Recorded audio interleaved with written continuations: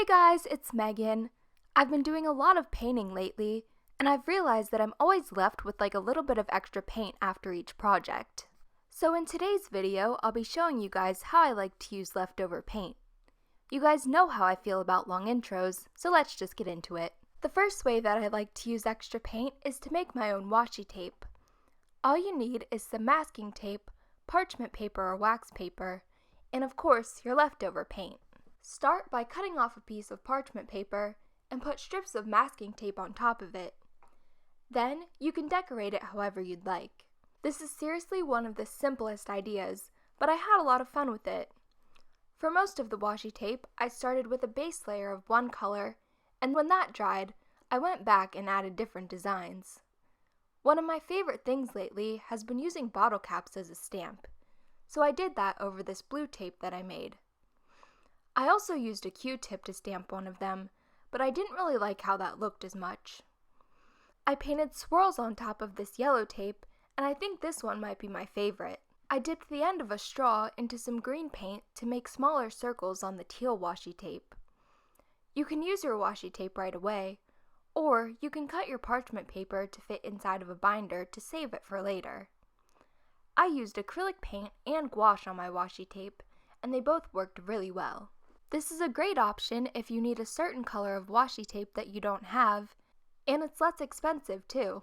Another way that I like to use extra paint is to make my own scrapbook paper. I usually keep a paper towel beside my water cup when I'm painting, but this time I wiped the excess paint off on a scrap piece of paper instead. With this method, you get a nice piece of scrapbook paper, and you won't have to replace your water as much. I also like to use the paint that's left over when I've finished a project. For this page, I painted the top half purple and the bottom half pink. I still had some pink left over, so I painted random strokes of it on top of the purple. I had some leftover teal paint at another point, so I painted a checkerboard pattern on the pink half and did more brush strokes over the top part. If you do this after every painting project, you'll have a huge stack of patterned paper in no time. You can use this for anything that you'd use scrapbook paper for. For some reason, I'm always looking for envelopes, so I decided to make my own. I took a pre-made envelope that I got in the mail, and I carefully opened it up. I flipped my DIY scrapbook paper over to the plain side and traced around the envelope. First, I traced around it with the flaps closed so that I would know where to fold them. Then I opened it up and traced around the entire thing. When you're done, the back of your paper should look like this.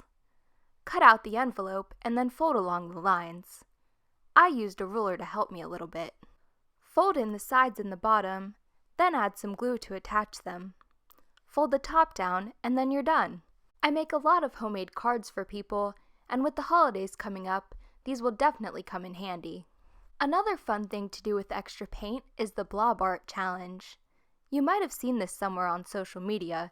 The concept is pretty straightforward. Take your paint and create random shapes all over the page. Don't think about the shapes too much, just play around and have fun with it. When you're done, your page should look something like this.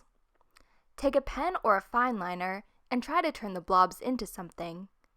I ended up drawing an avocado, a bone, a dog, a skull, a penguin, a scarf, an elephant, a girl wearing a crown, a potato, squished plankton, a fish, toast, and sunglasses. Wow, that was a lot.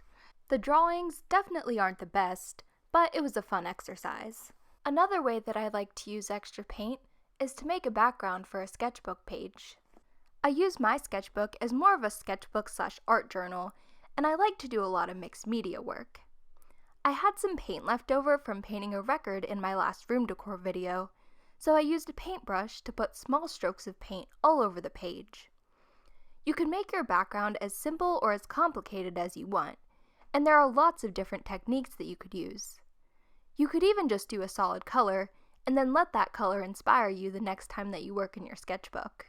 For some reason, this color combination reminded me of a turtle, so that's what I drew on the page. I painted the turtle to help it stand out more, and I used teal for the head and limbs, and light pink for the shell. When the paint dried, I outlined everything with a Sharpie.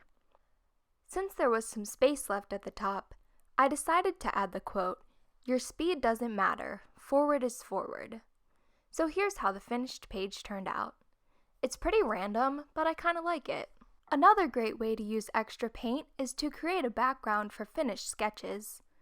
I tend to draw a lot of characters that are kind of just floating in space without any real background, so this is a fun way to add a little bit more color to your sketchbook. I had some leftover red paint, so I decided to create a background for this page that I did in my Disney-inspired sketchbook ideas video.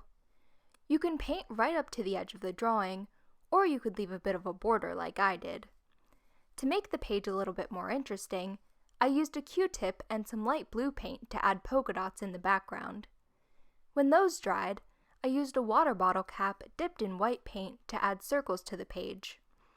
I used a small paintbrush to complete a few of the circles, and here's how the finished page turned out. I really like the idea of having less white space in my sketchbook, and I kind of want to go back and add backgrounds to more of my drawings. So here are today's shoutouts. If you want a shoutout in my next video, go on to the video that I posted yesterday and let me know something that you're excited for that's coming up this fall. So thank you guys so much for watching. I hope you enjoyed this video. If you did, make sure to give it a thumbs up, and as always, make sure to subscribe for more videos just like this one, and make sure to follow me on Instagram. It is @WellerMegs. And yeah, I love you guys so much, and I will see you guys tomorrow. Bye!